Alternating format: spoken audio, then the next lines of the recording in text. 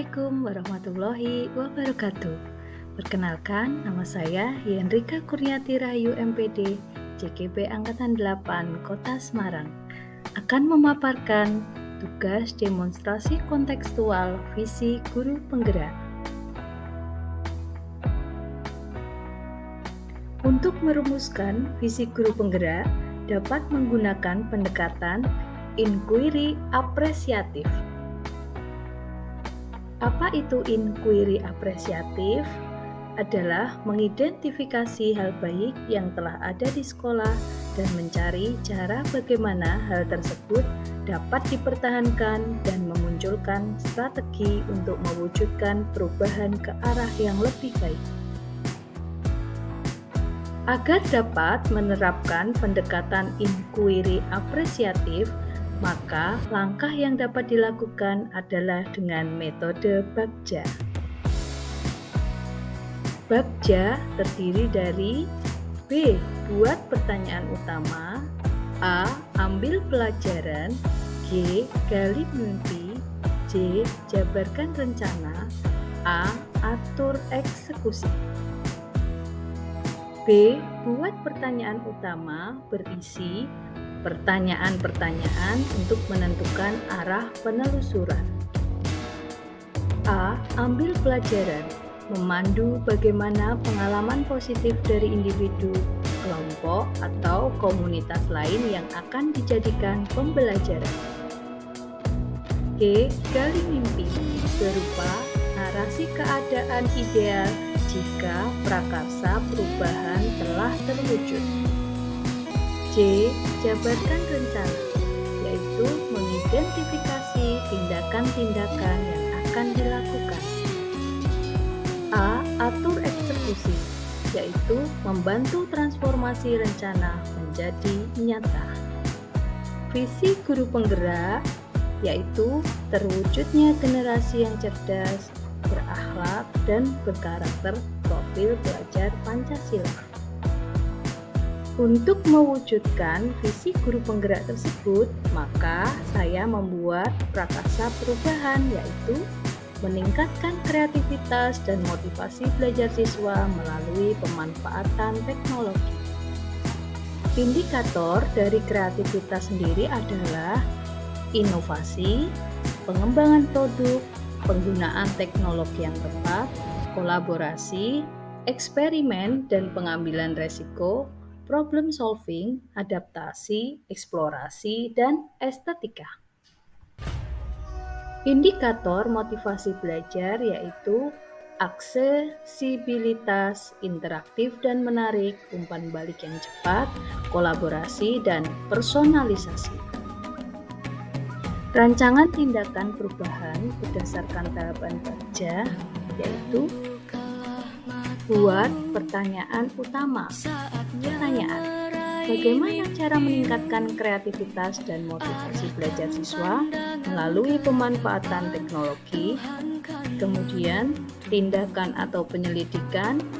1. Melakukan diskusi dengan kepala sekolah dan rekan sejawat. 2. Mencari referensi dan praktik baik tentang cara meningkatkan kreativitas dan motivasi siswa melalui pemanfaatan teknologi. Yang ketiga, mencari tahu karakter siswa berdasarkan asesmen diagnostik. Tahap kedua yaitu ambil pelajaran. Pertanyaan: siapakah guru yang ahli di bidang teknologi dan selalu memanfaatkan teknologi dalam pembelajaran di kelas? Yang kedua, teknologi pembelajaran apa saja yang digunakannya? Yang ketiga, bagaimana memilih media atau teknologi pembelajaran yang tepat agar dapat meningkatkan kreativitas dan motivasi belajar siswa. Kemudian, daftar tindakan atau penyelidikan yang perlu dilakukan untuk menjawab pertanyaan adalah 1. Mencari referensi tentang tokoh guru yang ahli di bidang teknologi atau kunjungan ke sekolah lain. Yang kedua, mencari referensi berupa media atau teknologi pembelajaran yang sesuai dengan peningkatan kreativitas dan motivasi belajar siswa. Tahap ketiga, gali mimpi. Pertanyaan: 1. Apakah pemanfaatan teknologi dalam pembelajaran dapat meningkatkan kreativitas dan motivasi belajar siswa? Kedua, bagaimana agar pembelajaran berbasis teknologi dapat diterapkan pada semua mata pelajaran? Ketiga, bagaimana pemanfaatan teknologi dalam pembelajaran agar mendukung dimensi profil belajar Pancasila? Yang keempat, apakah kebiasaan-kebiasaan baru yang saya bayangkan terjadi ketika kreativitas dan motivasi belajar siswa meningkat? Daftar tindakan atau penyelidikannya yaitu 1. Membuat lembar observasi tentang kreativitas dan motivasi belajar siswa. 2. Melakukan kolaborasi melalui tim teaching untuk memberikan pembelajaran berbasis teknologi.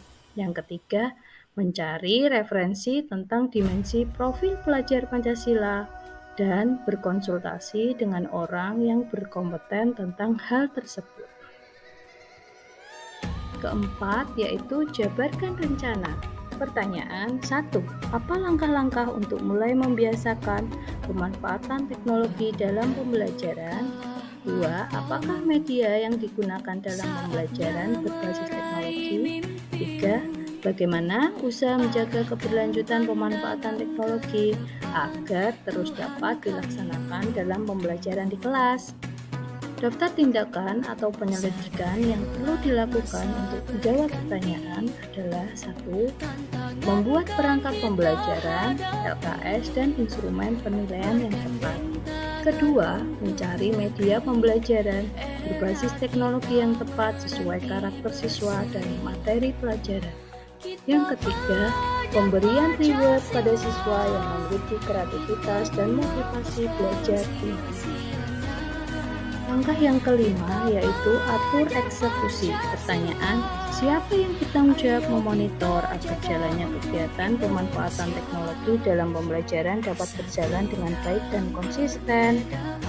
Daftar tindakan atau penyelidikan yang perlu dilakukan untuk menjawab pertanyaan adalah yang bertanggung jawab adalah wakil kepala sekolah bidang kurikulum dengan cara membuat jadwal kegiatan pembelajaran menggunakan teknologi yang bervariasi tiap minggunya.